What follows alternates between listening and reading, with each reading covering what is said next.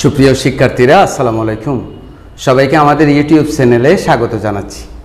আজকের ভিডিওতে আমরা নবম ও দশম শ্রেণীর গণিত দশম অধ্যায় এবং তার অনুশীলনী 10 থেকে কয়েকটি সমস্যার সমাধান করব। প্রথমে আমরা যে সমস্যাটা সমাধান করব সেটা হলো 12 নম্বর। আমরা কি বলছে দেখি। তোমরা যারা এই পর্ব দেখছো তারা পর্ব একটাও দেখে নিবে, তাহলে তোমার বুঝতে সুবিধা হবে। ওখানে আমরা বিস্তারিত আলোচনা করেছি এই সমস্যাগুলো সমাধান করার টেকনিক সম্পর্কে। 18 মিটার দীর্ঘ একটা মই ভূমির সাথে 45 ডিগ্রি কোণ উৎপন্ন করে দেওয়ালের সাথে স্পর্শ করে দেওয়ালটির উচ্চতা নির্ণয় করো। তো শিক্ষার্থীরা মনে করো এটা একটা দেওয়াল, এইটা একটা দেওয়াল আর কি, এটা একটা দেওয়াল। তো এখানে মনে করো এখানে এটা হচ্ছে মাটি, বুথল, এটা মাটি। এই যে এটা ছাদ আর কি, এটা হচ্ছে এর ছাদ। এখন এই ছাদটা উঠার জন্য একটা মই দিয়েছে, এটা মই। এখন প্রশ্নে কি বলেছে, 18 মিটার দৈর্ঘ্য একটি মই, তার মানে এই মইটার দৈর্ঘ্য হচ্ছে 18 মিটার।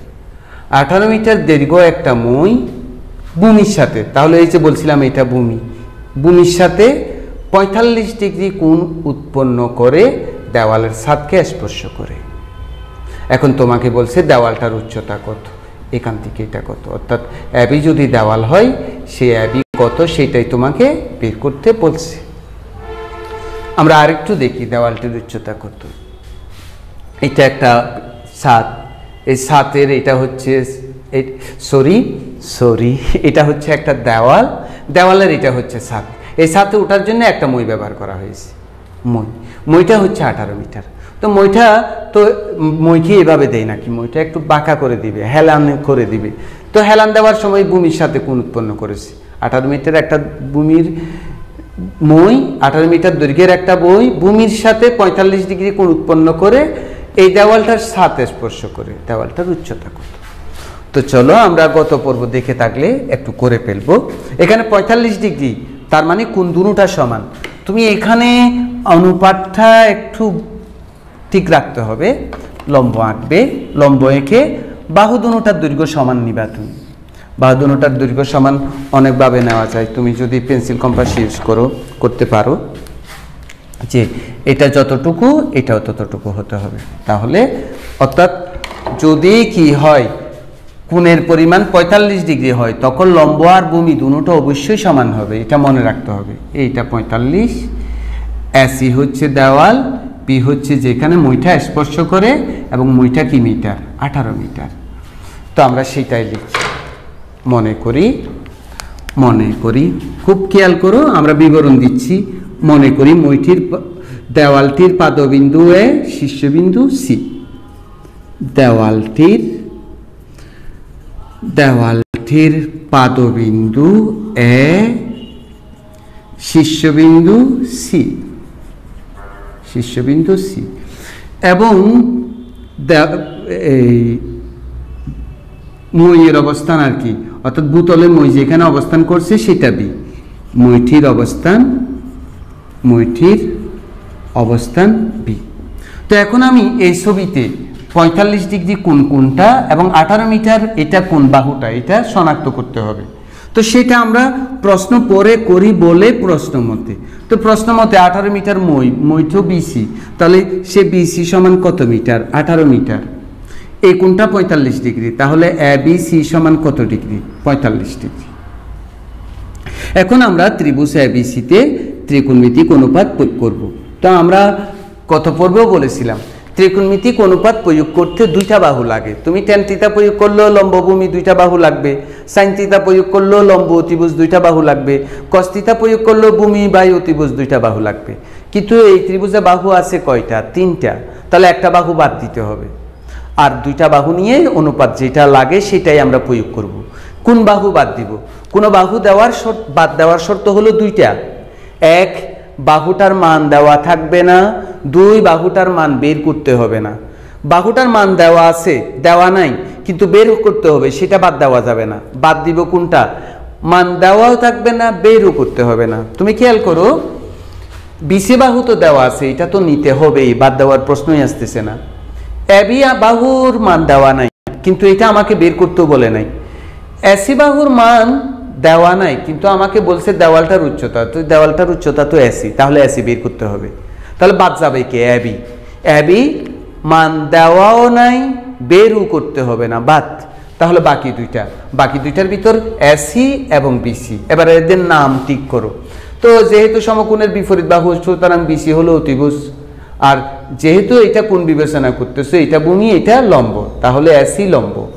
এখন দেখো এখানে টেন প্রয়োগ করা যাবে না, কেননা লম্ব ভূমি তুমি জানো না।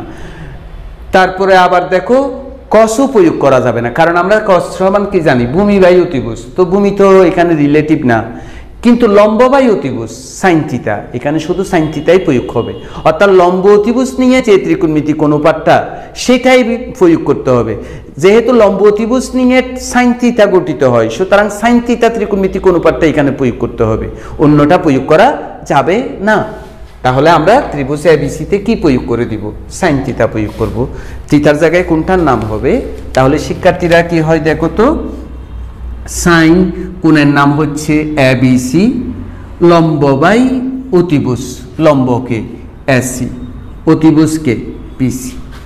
এখন দেখো সাইন এবিসি এর পরিমাণ হচ্ছে কত? এই যে 45 ডিগ্রি। এসির মান তো আমরা বের করতে চাচ্ছি, আর বিসি কত? 18। তো সাইন 45 ডিগ্রির মান 1/√2 ইকুয়াল টু এসি বাই 18। তো আমরা আর গুণন করি, এসির সাথে √2 গুণ হবে এবং 18-র সাথে 1 গুণ হবে। তো আমরা তো এসির মান বের করব, √2 নিচে যাবে। আমরা একটা ক্যালকুলেটর নিয়ে 18 ভাগ √2 দিয়ে দিব সরাসরি। 18 ভাগ √2 ইকুয়াল টু 12.73। এবং এখানে আমরা প্রায় কথাটা লিখবো, যেখানে √2√3 মান বসাবো সেখানেই লিখবো। সুতরাং দেওয়ালটির উচ্চতা হচ্ছে, শিক্ষার্থীরা, দেওয়ালটির উচ্চতা হচ্ছে 12.73 মিটার, এবং প্রায় শব্দটা লিখতেই হবে। এটাই আনসার এর সমস্যাটা। শিক্ষার্থীরা এখন করব আমরা অনুশীলনী 10-এর 14 নম্বর সমস্যাটা। ভূতল মানে মাটির, পৃথিবীর আবরণ, মাটি যেখানে আমরা হাঁটি, যেখানে বিল্ডিংগুলো অবস্থিত, যেখানে উদ্ভিদগুলো জন্ম নেই, এটাই হলো মাটি। ভূতলে কোনো স্থানে, মনে করো এইটা একটা ভূতল, সে ভূতলের যে কোনো একটা স্থানে, মনে করো তুমি বি স্থানে, ভূতলের কোনো স্থানে একটি স্তম্ভ, তুমি পিলার বলতে পারো, পিলারগুলো একটু সাইজে মোটা হলে এটা স্তম্ভ হয়। যেমন আমাদের শহীদ মিনারগুলোতে আমরা যে পিলারগুলো দিই, এক একটা সাইজ এক এক রকম অথবা সমান, এগুলোকেই স্তম্ভ বলে। অর্থাৎ স্তম্ভ মানে পিলারগুলোকে স্তম্ভ বলা হয়। তো কি বলছে? একটি স্তম্ভের, বি স্থানে একটি স্তম্ভ আছে, স্তম্ভের শীর্ষের, তো শীর্ষ মনে করো সি। ভূতলের একটা স্থান বি, বিতে একটা স্তম্ভ আছে, এটা একটা স্তম্ভ, সেই স্তম্ভের শীর্ষের সি এর উন্নতি কোণ। প্রথম পর্বে যেটা বলেছিলাম আমরা, যে একটা উপরের বিন্দুর উন্নতি কোণ হয় ভূতলে অথবা ভূমির সমান্তরাল রেখায়। আবার বলছি, একটা উপরের বিন্দুর উন্নতি কোণ হবে ভূরেখায় অথবা ভূমির সমান্তরাল রেখায়। তাহলে এই সি বিন্দুর উন্নতি কোণ হবে ভূতলের রেখায়। এটা মনে করো ভূতলের একটা রেখা, সে রেখার মনে করো জাস্ট এটা মনে করো সি, এটা মনে করো এ বিন্দুতে উন্নতি কোণ হয় কত ডিগ্রি? 60 ডিগ্রি। আবার দেখো ভূতলের কোনো স্থানে, বি স্থানে একটা স্তম্ভের, বিসি একটা স্তম্ভের সি এর শীর্ষবিন্দুর উন্নতি কোণ হবে ভূতলের কোনো রেখায়। মনে করে এই বি বিন্দুতে, বি এটা একটা ভূতল, তার এ বিন্দুতে উন্নতি কোণ 30 ডিগ্রি। ওই স্থান থেকে, অর্থাৎ বি থেকে ওই স্থান থেকে, এখানে একটা ব্যাপার আছে, ওই স্থান থেকে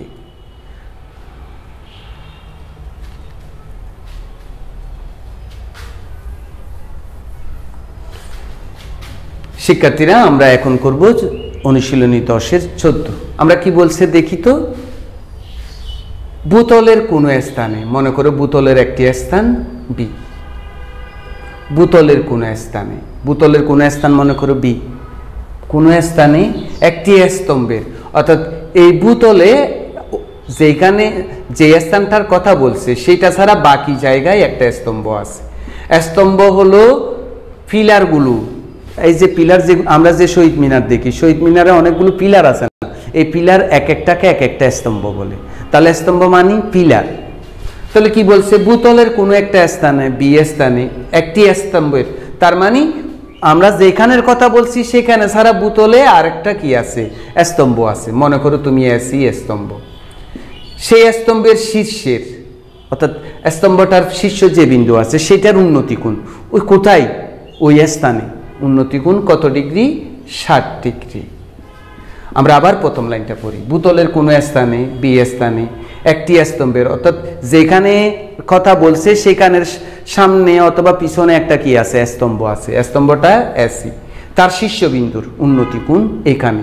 তাহলে সি থেকে এটা যোগ করলে যেটা হয় সেটাই 60 ডিগ্রি ওই স্থান থেকে, অর্থাৎ যেখানে 60 ডিগ্রি কোণ সেই স্থান থেকে 25 মিটার পিছিয়ে গেলে, এখন দেখো তো এই স্থান থেকে পিছিয়ে যাওয়া মানে এদিকে আসা, পিছিয়ে গেলে কত মিটার পিছিয়ে যাবে, 25 মিটার পিছিয়ে গেলে স্তম্ভটির, অর্থাৎ 25 মিটার পিছিয়ে গিয়ে যে বিন্দুটা পাওয়া যাবে সেই বিন্দুতে ওই স্তম্ভটির উন্নতি কোণ, তাহলে সির সাথে এটা যোগ করলে সেটা উন্নতি কোণ হয় কত ডিগ্রি, 30 ডিগ্রি।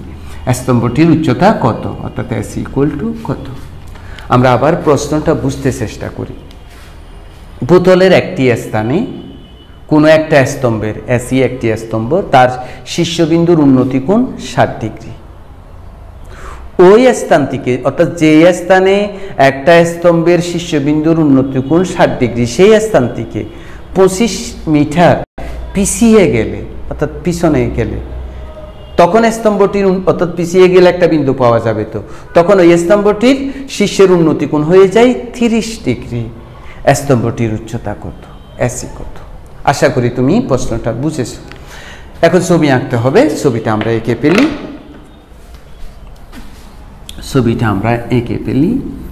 আমরা এখানে একটা বাহু আঁকি, একটা বাহু আঁকি, তার সাথে লম্বভাবে আর একটা বাহু আঁকবো, সেটাই স্তম্ভ হবে আর কি। তো এখানে লম্বভাবে একটা বাহু আঁকি, তো এটা বিন্দু নিই, এটা বিন্দু নিই। আমরা মনে করি এসি স্তম্ভ, বি বিন্দুতে কোণটা কত ডিগ্রি, 60 ডিগ্রি। এটা থেকে 25 মিটার পিছিয়ে গেলে তখন বিন্দুটা পাওয়া যায়, মনে করি ডি, সে ডি এর সাথে, সে ডি এর সাথে তখন শীর্ষের উন্নতি কোণ হয় কত ডিগ্রি, 30 ডিগ্রি। তো আমরা বের করব এসি এর মান। তো শিক্ষার্থীরা চলো আমরা বর্ণনা দিই। প্রথমে মনে করি স্তম্ভটির পাদবিন্দু এ, স্তম্ভটির পাদবিন্দু এ, শীর্ষবিন্দু হচ্ছে শিক্ষার্থীরা সি, শীর্ষবিন্দু সি, এবং ভূতলস্থ বিন্দু, ভূতলস্থ বিন্দু হচ্ছে বিওডি, অর্থাৎ যে স্থান থেকে পিলারটার উন্নতি কোণ হয়েছিল 60 ডিগ্রি, স্তম্ভটার 30 ডিগ্রি, সেটা বিওডি। তো এখন আমরা এই প্রশ্নে যে 60 ডিগ্রি এটা এই ত্রিভুজের কোণটা, তারপরে 30 ডিগ্রি এই ত্রিভুজের কোণ কোনটা, এই যে 25 মিটার এটা কোন বাহু, সেটা লিখে ফেলি, এবং সেটা লেখার সময় আমরা প্রশ্ন মতো লিখব। অর্থাৎ প্রশ্ন মতে এই ছবিতে এই বাহু 25 মিটার, এই কোণ 30 ডিগ্রি, এই কোণ 60 ডিগ্রি, অ্যাঙ্গেল এবিসি 60 ডিগ্রি এবং অ্যাঙ্গেল এডিসি 30 ডিগ্রি এবং বিডি বাহু 25 মিটার। সুপ্রিয় শিক্ষার্থীরা, তোমাদেরকে একটা পরামর্শ দিব আমি। এই ধরনের সমস্যাগুলো যখন তুমি দেখবে এবং তুমি দেখবে যে সেখানে দুইটা ছবি আছে, দেখো এখানে কিন্তু দুইটা ছবি আছে, একটা ছবি হচ্ছে এবিসি ত্রিভুজ আর একটা হচ্ছে এডিসি ত্রিভুজ। তো তুমি কি করবে, প্রথমে ছোট ত্রিভুজের কাজ করে ফেলবে, তারপরে বড় ত্রিভুজের কাজ করবে, তাহলে হয়ে যাবে। তবে বড় ত্রিভুজের কাজও আগে করতে পারো, কোনো অসুবিধা নাই। এখন দেখো আমাকে কিন্তু বের করতে হবে এসি। এখন তো আমরা এখানে ত্রিকোণমিতিক অনুপাতেই প্রয়োগ করব, চাই না, হয় সাইন না হয় কস না হয় টেন। এখন দেখো আমি এসি বের করব। এখন তুমি এবিসি ত্রিভুজের সাপেক্ষে ভাবো তো, এবিসি ত্রিভুজের এসি বের করতে হবে, বি সিডির বাহুর মান তো দেওয়া নাই, সিডির বাহুর মান দেওয়া নাই, এডি বাহুর মানও তো পুরা দেওয়া নাই। আমরা এডি তো বিডি অংশ জানি, কিন্তু এবি অংশ তো জানি না। তাহলে তো আমি এডিও জানি না, সিডিও জানি না, কিন্তু বের করতে হবে এসি। তাহলে ত্রিকোণমিতিক কোনো অনুপাতটাই প্রয়োগ করা সরাসরি যাচ্ছে না। আগের যে দুইটা আমরা সমস্যার সমাধান করেছি, এখানে কিন্তু একটা বাহু পুরা দেওয়া ছিল, আরেকটা বাহু বের করতে বলেছি। এখানে এসে আমরা কি পেয়েছি, যে এটা দেওয়া, হ্যাঁ এসি বের করতে হবে। তো এবিসি এরও বিসি অথবা এবি দেওয়া নাই, অথবা এডিসি এর এসি বাহুরও সিডি বাহু দেওয়া নাই, বাট এডি বাহুর কিছু অংশ দেওয়া আছে। তো আমার কাজ করতে হবে কি, দেখো আমরা এসিডি ত্রিভুজে কাজ করব শেষে, সেখান থেকে এসির মান বের করব এডির সাহায্যে, কিন্তু এবির মান জানি না। তো আমরা ছোট ত্রিভুজের এই ছোট ত্রিভুজটা থেকে এবির মান বের করতে চেষ্টা করব। কিভাবে বের করতে চেষ্টা করব, দেখো আমরা ত্রিভুজ এবিসির কাজ করব। প্রথমে ত্রিভুজ এবিসি, দেখো শিক্ষার্থীরা এসির মান আমরা বের করতে চাচ্ছি, কিন্তু এই ছোট ত্রিভুজে এবিটা কিন্তু এডির অংশ, বাট তার মান জানি না। তাহলে এটা আমাদের লাগবে কাজ করতে, বিসি লাগবে না, বিসির মান বেরও করতে হবে না, সেটার মান দেওয়াও নাই, সুতরাং সেটা বাদ। আমরা ত্রিকোণমিতিক অনুপাত প্রয়োগ করতে দুই বাহু তোই লাগবে, আরেক বাহু বাদ দিতে হবে। তো কোন বাহু বাদ দিব, বিসি বাহু বাদ দিব। তো বিসি বাহু বাদ দিব কেন, বিসি বাহুর মান দেওয়াও নাই, বেরও করতে হবে না। এসি বাহুর মান দেওয়া নাই, বাট বের করতে হবে। এবি বাহুর মান দেওয়া না থাকুক, কিন্তু এইটা তো এডির একটা অংশ, সেটা নিয়ে আমি কাজ করতে চাচ্ছি। তাহলে এইটা আর এইটা, এখন এই কোণের সাপেক্ষে এবি বাহু হলো ভূমি, এসি বাহু হচ্ছে কি লম্ব, আর আমরা জানি ভূমি বাই লম্ব সমান কি ট্যান। তাহলে এখানে ট্যান থিটা প্রয়োগ হবে, এখানে সাইন আর কস প্রয়োগ হবে না। তাহলে আমরা ট্যান থিটা প্রয়োগ করি। ট্যান কোনটার নাম হচ্ছে শিক্ষার্থীরা এবিসি সমান লম্ব বাই ভূমি, লম্ব হচ্ছে এসি, ভূমি হচ্ছে এবি।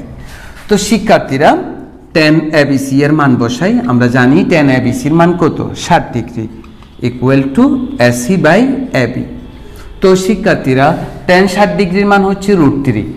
এখানে এসে তুমি মানে কার কি করবা, একটু সমস্যায় করবা।